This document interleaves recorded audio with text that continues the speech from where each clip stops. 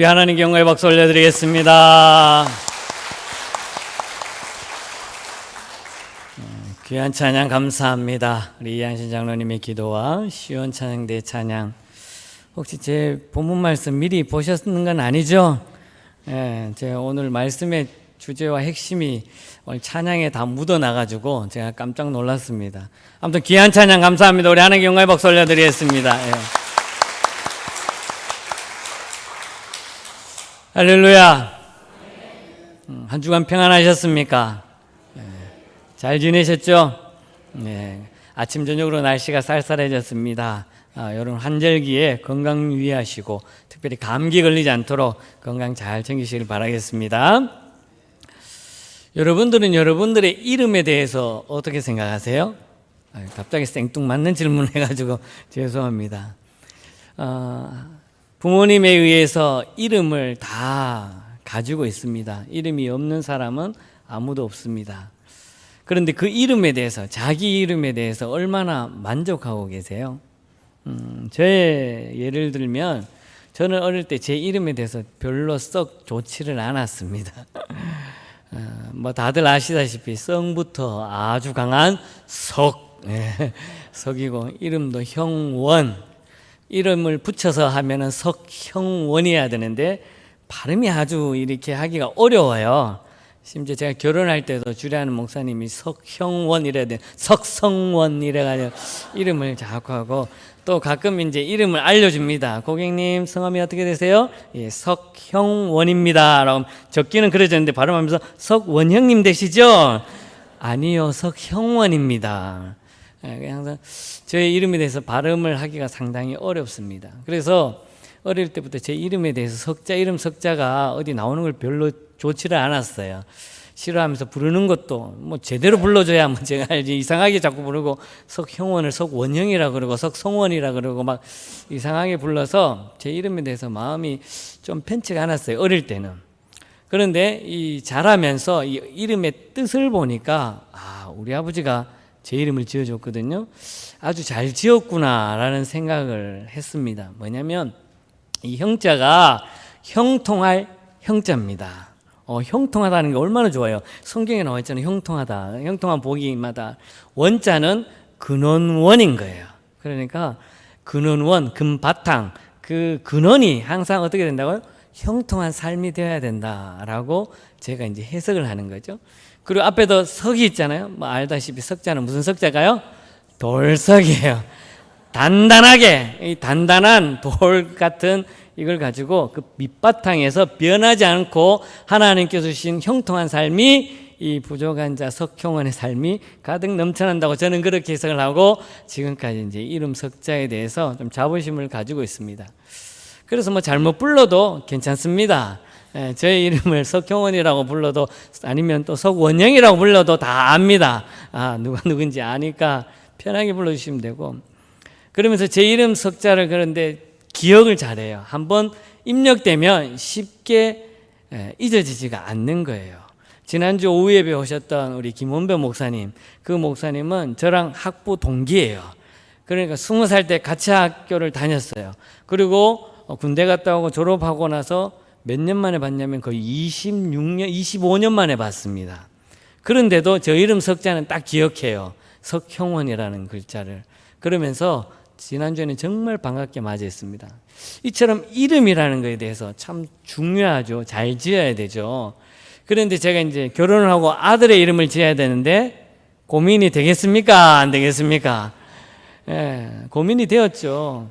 성경 말씀을 들으면 얼마나 좋아요. 성경 말씀에 있는 말씀 다 붙이면 좋겠지. 근데 이제 아이를 임신하고 나서 10달 동안 이름을 무엇을 지을까? 중간에 이제 아들이라는 얘기를 듣고, 아들인데 무엇을 지을까? 성경에 많은 인물들이 있죠. 은총도 있고 은혜도 있고 뭐 사무엘도 있고 다니엘도 있고 뭐 바울도 있고, 이름이 좋은 이름이 있어서 이름을 딱 지으려고 이거 하면 어떨까라고 생각해서 앞에 석자를 딱 붙이니까 이거는 잘 안 되는 거예요. 은총이란 말도 얼마나 좋아요. 맞죠? 은총. 이름은 참 좋아요. 근데 석자를 붙으면 석은총, 자칫 잘못하면 학교에서 썩은총이라고 놀림받을 것 같아가지고 은총은 좀 안 되겠다.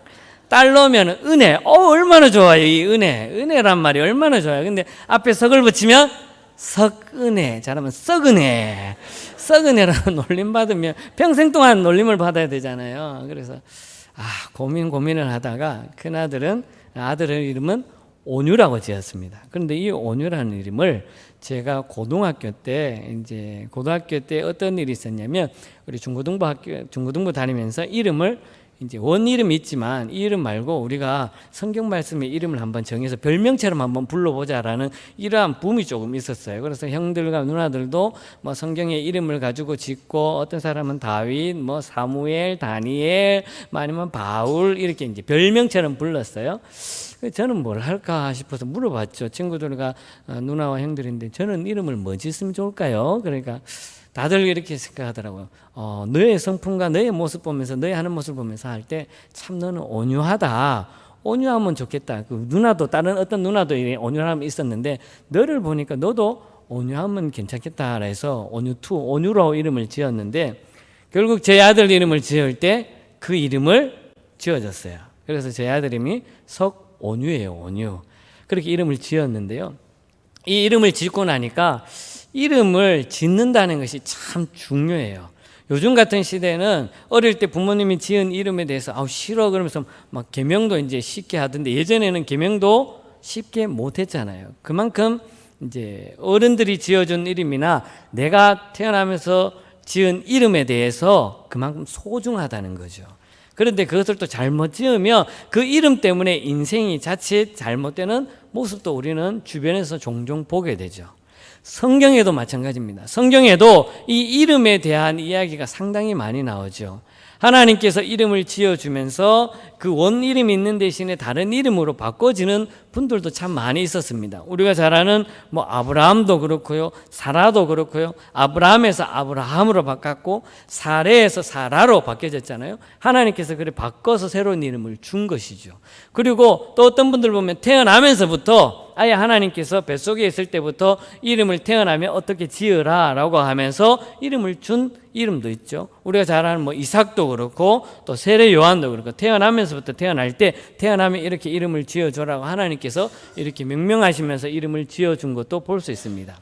그런데 하나님께서 그렇게 이름은 물론이고 또 이름도 지어주면서 별명과도 같이 또 다른 이름도 지어준 그런 분들도 성경에서는 많이 있다는 것이죠. 대표적으로 볼 때 우리가 잘 아는, 우리를 위해서 이 땅에 오신 예수님의 이름도 마찬가지, 예수라는 구원자라는 이름을 가지고 있고 이 땅에 태어나셨고 하나님께서 그렇게 보내주셨고, 그런데 이 이름 대신에 또 다른 이름이 있죠. 별명처럼 지어준 이름. 그 이름은 한번 따라할까요? 임마누엘. 예수님의 또 다른 이름이 임마누엘이죠. 하나님이 우리와 함께 한다라는 그런 이름도 주어졌다라는 거예요. 그런데 이처럼 예수님만 이렇게 이름을 지어준 것이 아니라 또 다른 사람도 이렇게 이름을 지어준 사람이 있는 것이죠. 그 가운데 한 사람이 바로 이름과 별명을 같이 가지고 있는 사람, 오늘 본문에 나오는 솔로몬이죠. 솔로몬도 이름이 두 개예요. 역대상 22장 9절 말씀을 보면 이렇게 기록되어 있습니다. 제가 읽어보겠습니다. 보라, 한 아들이 내게서 나리니, 그러면서 그의 이름을 솔로몬이라 하리니, 이렇게 이름을 지으라고 했습니다. 그러니까 아버지 다윗에 의해서, 다윗과 밧세바를 통해서 태어나는 그 아들의 이름을 지어줄 때 하나님께서 다윗을 통해서 이제 너를 통해서 한 아들이 날 것인데 그 이름을 솔로몬이라고 지으라라고 다윗에게 명명했죠. 그래서 솔로몬이라는 이름을 지었습니다. 이 이름을 보게 되면 이 이름은 어떤 이름이냐면 하나님의 약속인 거예요. 하나님께서 다윗을 통해서 솔로몬이라는 사람을 약속을 해줬죠. 그래서 솔로몬 이름의 원뜻을 보게 되면 이런 뜻입니다. 평안이에요. 평안하다, 평안을 누리다라는 이 솔로몬의 원뜻이 이름이 평안이래요. 그래서 하나님께서 다윗의 아들인 솔로몬에게 평안을 주시겠다라는 거죠. 그러면 솔로몬 이후의 모든 삶을 하나님께서 평안으로 책임져 주시겠다라는 것이죠. 그리고 전쟁이, 아버지가 일어났던 그 전쟁이 그치고 태평성대의 그 평안함을 너를 통해서 이루어 주겠다라고 한 그 이름이 솔로몬이었습니다. 그런데 사무엘하 12장 25절에 보니까 이렇게 솔로몬이라고 명명을 해 주었는데 또 이렇게 기록하고 있습니다. 함께 읽어볼까요? 선지자 나단을 보내 그의 이름을 여디디아라 하시니. 아멘. 솔로몬의 이름이 있었지만 또 다른 별명처럼 이름을 선지자 나단을 통해서 이름을 주어졌는데 그 이름이 여디디아였다라는 것이죠. 하나님께서 이 선지자를 통해서 이름을 주면서 왜 이렇게 여디디아라고 졌냐면 이 여디디아 이름을 뜻을 보게 되면 이런 뜻입니다. 여호와께 사랑을 받은 자. 한번 따라할까요? 여호와께 사랑을 받은 자. 할렐루야. 아멘 좀 해주세요. 할렐루야. 네. 하나님께 여호와께 사랑을 받은 자라는 뜻으로 이름을 어떻게 지어졌다고요? 여디디아. 솔로몬의 이름이 있지만, 평안이라는 이름이 있지만 또 하나님께서 선지자 나단을 통해서 여디디아라는 이름을 주었어요. 그러니까 여호와 하나님께서 아주 사랑스러운 사람이죠. 사랑스러운 아들이었습니다. 사랑스러운 인물이었습니다. 그렇게 해서 솔로몬이 태어나게 되었고 하나님께서 솔로몬과 함께 주었다라는 것입니다. 그런데 하나님께서 사랑했던 이 솔로몬도 그 사랑을 알았는지 열왕기상 3장 3절에는 이렇게 솔로몬이 고백합니다. 솔로몬이 여호와를 사랑하고. 아멘. 할렐루야.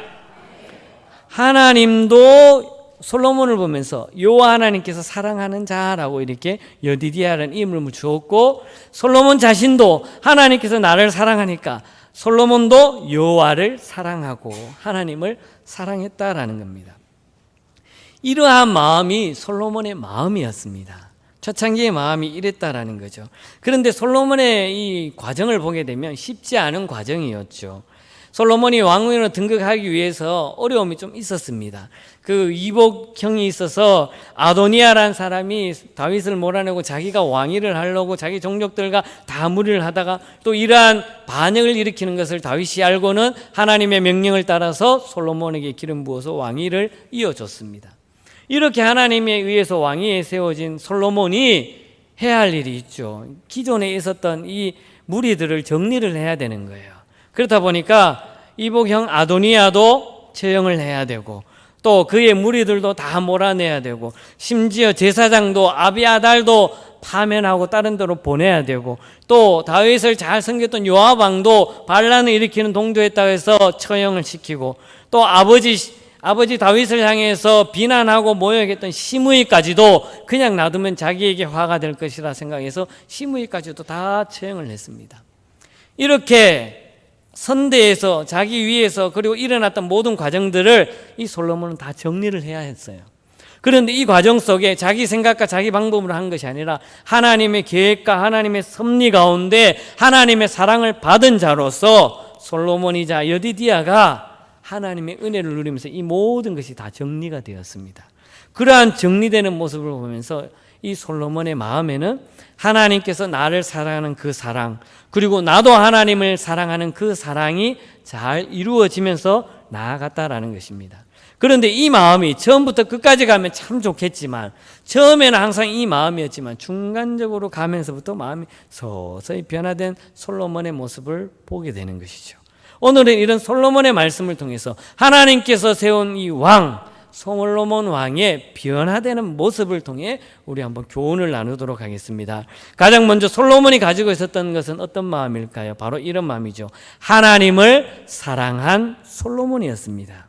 하나님께서 왕위로 세울 때 열왕기 저자는 어떻게 표현하면 열왕기상 3장부터 10장까지 쭉 표현하면서 그 모든 과정 속에 하나님께서 함께했 그 놀라운 은혜를 기록하고 있는데 이 솔로몬 왕이 하나님의 그 사랑을 알고 하나님의 은혜를 받은 것에 대해서 이제 왕위에 등극하고서는 가장 먼저 했던 일 두 가지가 있습니다. 그 가운데 첫 번째로는 뭐냐면 일천번제를 드렸어요. 일천번제를 하나님께 드렸고 두 번째로는 성전을 지어서 하나님께 올려드렸습니다. 이 하나님께서 자기를 사랑하는 그 마음에 왕으로서 해야 할 일들 중에 가장 먼저 했던 것이 바로 일천번제였다라는 것입니다. 열왕기상 3장 4절에는 이렇게 기록하고 있습니다. 우리 함께 읽어볼까요? 같이 읽겠습니다. 이에 왕이 제사하러 기브온으로 가니 거기는 산당이 큼이라 솔로몬이 그 제단에 일천번제를 드렸더니. 아멘. 솔로몬이 가장 먼저 했던 것은 기브온 산당에 가서 하나님 앞에 일천번제를 드렸다는 것이에요. 솔로몬이 왕권을 강화한 뒤에, 어느 정도 정리하고 왕권이 확립한 뒤에 가장 먼저 했던 것이 바로 하나님 앞에 제사 드리는 일이었어요. 그러니까 하나님 앞에 예배 드리는 일을 가장 우선순위로 잡고 먼저 했다라는 것이죠. 솔로몬을 보게 되면 그 과정이 어렵지 않았다 그랬지 않습니까? 그런데 가장 먼저 자기 신하들과 그리고 백성들과 함께 기브온 산당으로 가서 하나님 앞에 제사를 드렸어요. 그런데 그 산당은 노스로 만든 제단 위에 아주 크다라고 기록하고 있습니다.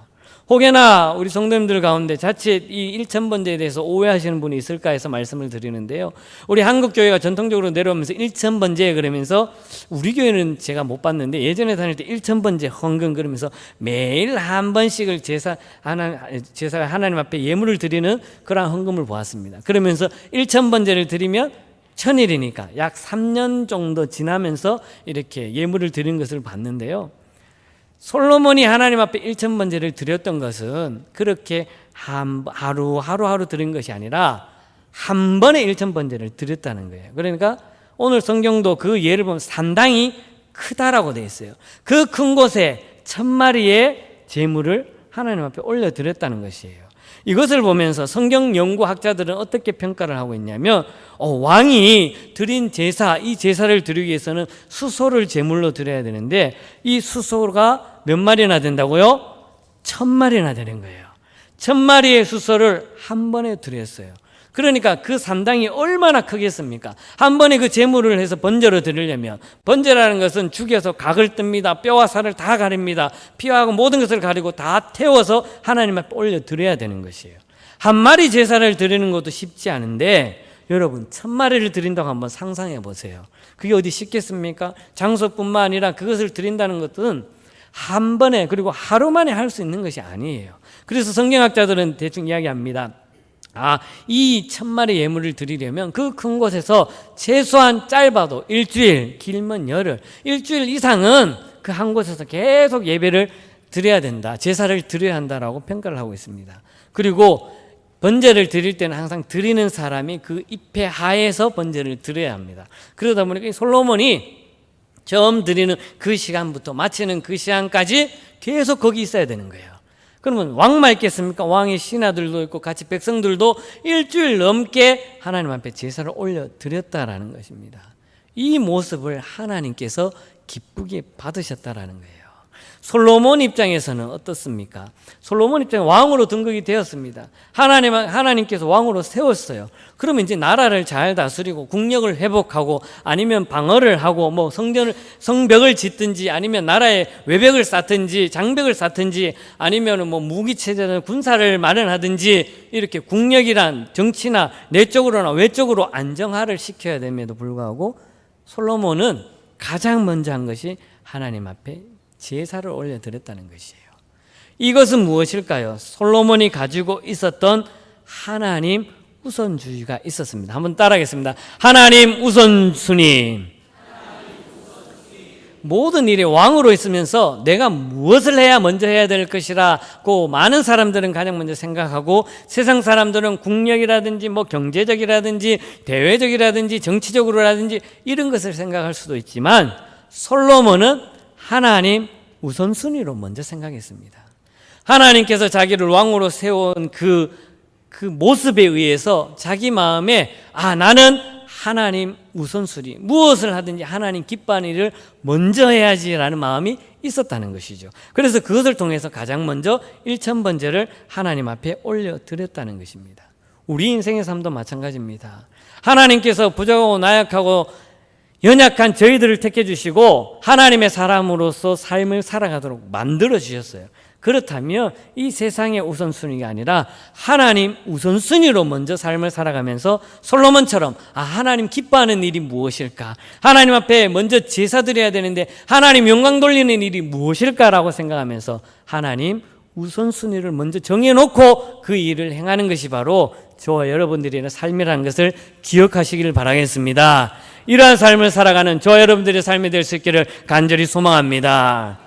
두 번째로, 하나님을 사랑하는 이 솔로몬의 모습에서는 이어서 했던 일이 바로 성전 건축이었습니다. 성전을 봉헌하는 일. 열왕기상 5장 5절에서 이렇게 말씀합니다. 우리 한번 같이 읽어볼까요? 여호와께서 내 아버지 다윗에게 하신 말씀에 내가 너를 이어 내 자리에 오르게 할 내 아들 그가 내 이름을 위하여 성전을 건축하리라 하신 대로 내가 하나님 여호와의 이름을 위하여 성전을 건축하려 하오니. 아멘. 솔로몬이 왕으로 등극한 다음에 1,000번제를 드린 이후에 두 번째로 했던 것이 바로 성전 건축이었어요. 오늘 말씀에서도 여호와께서 다윗을 통해 이야기하신 말씀을 이제 솔로몬이 듣게 되는 거죠. 그러면서 다윗에게 했던 내 아들 그가 내 이름을 위하여 성전을 건축하리라. 이 말씀을 솔로몬은 마음에 두었고 이 말씀대로 행했던 것이 바로 성전 건축이었어요. 그 과정이 몇 년이었냐면 거의 4년이라는 시간이 흘렀습니다. 열왕기상 6장 1절 말씀 제가 읽어보겠습니다. 솔로몬이 이스라엘 왕이 된 지 4년 12월 곧 둘째 달에 솔로몬이 여호와를 위하여 성전 건축하기를 시작하였더라. 아멘. 솔로몬이 하나님 앞에 1,000번제를 드린 다음에 4년 동안 시간을 흐르면서 늘 마음에 가장 먼저 해야 될 것이 무엇이냐라고 생각하면서 성전 건축을 생각했던 것이에요. 아버지 다윗을 통해서 하나님께서 들은 말씀들을 기억하면서 성전 건축하기를 시작했다라는 것입니다. 그렇게 성전을 건축했던 것이 열왕기상 6장 38절에는 이렇게 말씀합니다. 우리 한번 같이 읽어볼까요?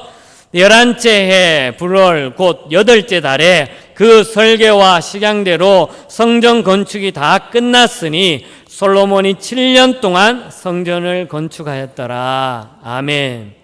솔로몬이 4년째 돼서 성전을 건축을 시작하고 몇 년 동안 건축했다고요? 7년 동안 성전을 건축했습니다. 그러니까 솔로몬이 왕위에 등극한 이후에 11년째에 성전을 다 완성을 하고 하나님 앞에 올려드렸다는 것입니다. 그렇다면 왜 솔로몬이 이렇게 성전을 시작했을까요? 솔로몬의 입장에서는 4년 동안 참 고민이 많았겠죠. 어떻게 하면 하나님 기뻐하는 우선순위로서 삶을 살까? 제사로 올려드렸지만 그래도 이것으로는 부족하고 그것을 말며 하나님의 기쁨이 되고 내가 구했던 하나님께서 지혜를 주시면서 부귀와 영화를 주었는데 또 하나님 기뻐하는 일이 무엇일까라고 고민하면서 성전 건축 그 마음속에 아버지 다윗이 이어서 준 여호와의 그 말씀을 늘 가슴에 새기고 있었다는 거예요. 그래서 4년 때부터 성전을 건축했는데 7년 동안 성전을 건축했다는 것입니다. 7년 동안 지으면서 이 솔로몬 마음에는 어떤 마음이 있었을까요? 바로 사명 감당을 해야 되겠구나라는 마음이 자리 잡혀 있었다는 것이에요. 단순히 왕으로서 하나님께서 세운 것에 대해서 왕으로서 그 역할을 감당하면 됩니다. 한 나라를 잘 다스리고 외적이 침입해올 때 막으면 되고 또 백성들이 잘 살 수 있도록 경제적으로 부황시키고 그리고 그 이스라엘 민족을 많은 주변의 국가에 알리기만 하면 그것만으로도 하나님의 일을 잘 하는 거예요. 그런데 이 솔로몬의 마음은 무엇보다도 자기에게 준 사명을 감당하기 위해서 하나님께서 나에게 왕으로 세우신 것은 단순히 왕으로만 다스리는 것이 아니라 하나님께서 주신 재물로만 하는 것이 아니라 나에게 주신 큰 사명이 있구나. 아버지를 통해서 이루어야 할 그 사명이 내가 해야 되겠구나라는 것을 분명히 가지고 있었고 그것을 늘 마음에 두었다라는 것입니다. 그것을 통해서 사명 감당한 것이 바로 여호와의 성전을 짓는 거였습니다. 역대상 28장에 보게 되면 이 솔로몬이 짓는 과정을 쭉 나오고 있습니다. 그만큼 이 솔로몬은 하나님 마음에 그 마음이 오직 하나님만 사랑하는 마음으로 가득 넘쳤다라는 거예요. 무엇을 하든지 하나님의 영광을 위해서 어떻게 하면 하나님의 기쁨이 될까? 이러한 마음으로 늘 삶을 살아갔다라는 것이죠. 그런데 세상 사람들이 보면 어떨까요? 단순히 왕으로서의 복을 주었어요. 왕으로서 누리는 모든 것을 주었어요. 그냥 그것만 하면 되지만 솔로몬은 그것으로 족한 것이 아니라 하나님께서 과연 내게 주신 사명이 무엇일까라는 것을 먼저 생각했던 것이죠. 그러니까 하나님이 주신 그 복, 눈앞에 보이는 부귀영화, 눈앞에 보이는 재력, 눈앞에 보이는 권력, 이것만 가지고 삶을 살지 않았다는 거예요. 이것을 주신 하나님을 바라보면서 나에게 이렇게 주신 모든 누릴 수 있는 것은 하나님이 주었기 때문에 하나님 기뻐하는 삶을 살아가는 것이 이 솔로몬의 사명이라는 것을 분명히 알고 있었다라는 것이에요. 이것을 통해서 하나님 앞에 1000번제를 드리고 성전을 지어서 하나님 앞에 올려드렸다라는 것입니다. 이것이 바로 하나님을 사랑하는 사람들의 모습이라는 거예요. 하나님을 사랑하는 사람들의 모습은 하나님 우선주의로, 하나님께서 나에게 주신 내 앞에 놓인 것에 대해서 이 복을 쫓아가는 것이 아니라 이 복을 주신 하나님을 먼저 바라보면서 하나님의 기쁨과 하나님의 영광이 무엇인지 늘 마음속에 새기고, 그 마음속에 새긴 것을 말씀을 통해 나에게 주시는 그 말씀대로 살아가는 일, 그것이 바로 우리 그리스도인 하나님을 사랑하는 사람인 것을 믿으시길 바라겠습니다. 이런 삶을 살아가는 저와 여러분들의 삶이 될 수 있기를 간절히 소망합니다. 그 두 번째로 보게 되면 이제는 솔로몬의 모습이 어땠을까요? 하나님께서 이렇게 모든 것을 주었는데 그 과정을 보니까 이제부터 엇나가기 시작하는 거예요. 두 번째로는 하나님 사랑을 떠난 솔로몬의 모습을 보게 되는 거죠. 정말 안타깝게도 하나님께서 하나님의 사랑하는 자로 세워졌고, 솔로몬도 하나님을 사랑합니다라고 고백하면서 1000번제를 드리고 성전을 지어서 다 올려드리면서 기쁨의 삶을 살았습니다.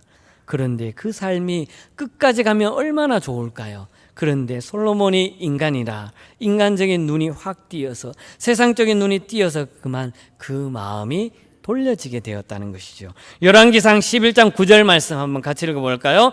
함께 읽겠습니다. 솔로몬이 마음을 돌려 이스라엘의 하나님 여호와를 떠남으로 여호와께서 그에게 진노하시니라. 아멘. 이렇게 충격적인 말을 들어요. 이렇게 안타까운 모습을 보여줍니다. 그렇게 하나님께서 사랑하는 사람 여디디아라고 이름까지, 별명까지, 새로운 이름도 주면서 하나님을 사랑했던 솔로몬이 그만 마음을 돌렸습니다. 하나님 여호와를 떠나버렸어요. 하나님을 이제 찾지를 않는 거예요. 무슨 일이든지 하나님 기뻐하는 모습, 하나님께 영광 돌리는 모습이었지만 지금의 솔로몬은 그렇지 않았다라는 겁니다. 그의 마음이 바뀌어 버렸다라는 것입니다. 이에 대해서 솔로몬에 대한 하나님의 마음은 진노하는 거예요. 화가 나는 거죠. 그렇게 하는 거예요.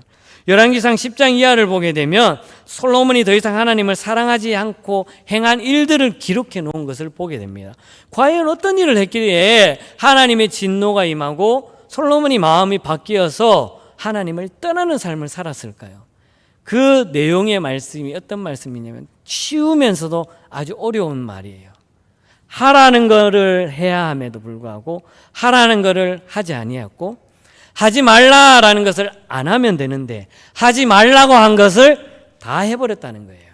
이게 완전히 바뀌어버렸죠. 하나님의 말씀을 하라고 하면 그 말씀을 하라는 것만 순종하면 돼요. 하지 말라고 하는 것은 안 하면 됩니다. 그런데 이 솔로몬은 세상의 모든 것을 보면서 하라고 한 것은 제대로 안 하고 하지 말라고 한 것은 그것을 다 했다라는 것이에요. 그것이 어디 나오냐면 신명기 17장의 말씀과 열왕기상 10장의 말씀을 서로 비교해 보면 이 솔로몬이 하지 말라고 한 것 딱 4가지로 종합해서 딱 요약을 할 수 있습니다. 가장 먼저 무엇을 하지 말라고 했냐면 병마를 많이 두었습니다. 신명기 17장에 보게 되면 하나님께서 모세를 통해서 이스라엘 백성들에게 가나안 땅에 들어가서 어느 누가 왕위를 이었든지 간에 누가 지도자가 되든지 간에 하나님께서는 병마를 많이 두지 말았습니다. 그러니까 병거라든지 전쟁에 필요한 거, 그리고 말 이런 것을 두지 말고 군인들도 두지 말라고 했습니다. 그런데 솔로몬은 열왕기상 10장에 보게 되면 26절에 보게 되면 무엇을 뒀냐면 병거를 1400대나 두었습니다. 우리 성도님들은 1400대가 별로 놀라지 않죠. 숫자에 대해서 지금 1400대 같으면 뭐 1400대 별거 아니네라고 생각할지 모르지만 그때 당시에 병거가 1400대면 어마어마한 군대였습니다. 어마어마한 크기였어요. 숫자였습니다. 그때 당시 한 대나 아니면 10대도 구하기도 어려운 상황 속에서 무려 1400대를 마련한다는 것은 쉽지 않았죠. 그리고 마병도, 말을 다스리는 군대, 말을 이끄는 그 군사도 무려 몇 명이냐면 12,000명이나 만들어 놓은 거예요. 그때 당시에 12,000명이면 어마어마한 숫자입니다. 그러한 것을 이 솔로몬이 만들었어요. 분명히 신명기 17장에는 병마를 두지 마라 라고 분명히 명령적으로 했는데 이 솔로몬은 오히려 병마를 많이 두었다라는 거예요. 이것이 가장 첫 번째고, 두 번째는 이 병마를 얻기 위해서 애굽으로는 가지 말라고 했습니다. 신명기 17장에 모세를 통해서 이스라엘 백성들에게 군사나 무엇을 하더라도 자족을 하거나 아니면 그 이스라엘 백성 내에서 해야지 애굽에는 절대로 가지 말아라고 분명히 말씀했습니다.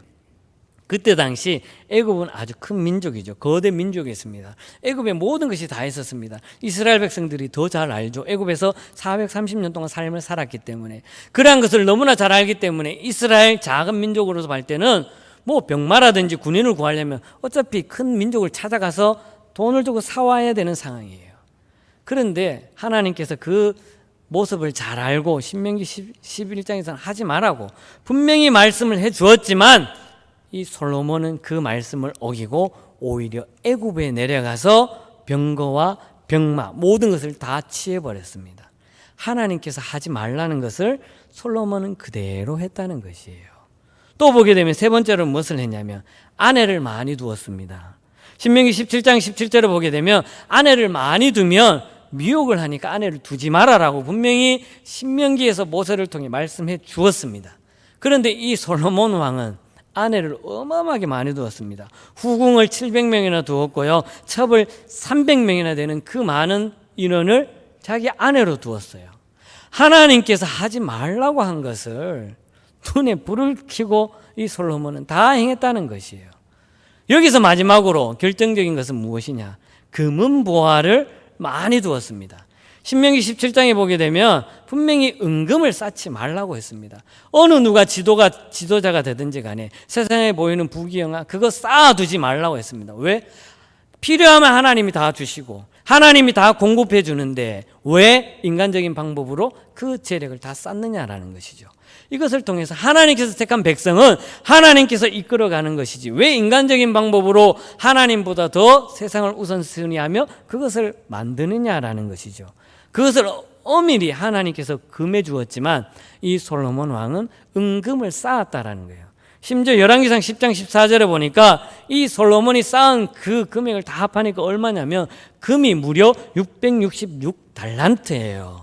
여러분들은 666달란트가 얼마인지 환산을 하고 싶으면 계산이 안 돼요. 지금의 환산을 하면. 한 달란트가 무려 그때 당시로 값어치로 지금을 보게 되면 한 몇 조가 되는 거예요. 그런데 666달란트면 어마어마한 돈이에요. 지금으로도 계산할 수 없는 그러한 돈을, 그러한 재력을, 금은 보화를 솔로몬이 다 만들어 놓았다는 거예요.